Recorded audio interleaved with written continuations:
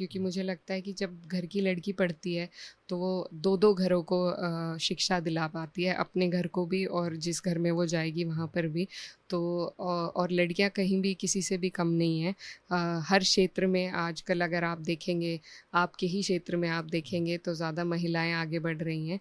तो मुझे पूरी यकीन है कि अगर हम महिलाओं को शिक्षा दिलाएं, उनको आगे बढ़ाएं, तो क्योंकि महिलाओं के दिमाग में दोनों चीज़ हमेशा रहती हैं, घर घर का भी ख्याल रहता है और बाहर का भी। तो एक ओवरऑल डेवलपमेंट जिस तरीके से एक महिला सोच कर चल सकती है और कर सकती है, एक पुरुष उसकी कभी बराबरी नहीं कर सकता। आपने अपने हाथ में संविधान लेकर शपथ लिया, तो लगता है क्या कि इस सरकार में सच में संविधान को खतरा है? आप ऐसा मानती हैं?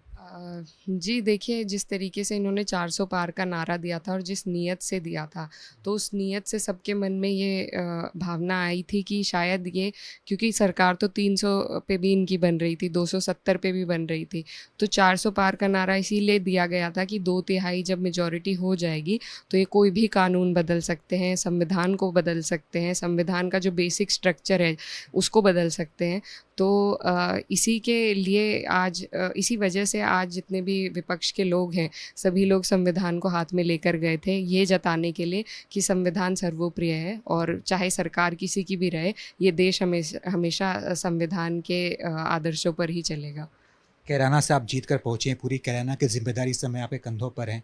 कुछ ज़िम्मेदारियाँ घर परिवार में भी होती है, शादी, निकाह, इसकी कुछ प्लानिंग है? जी, अभी नहीं है।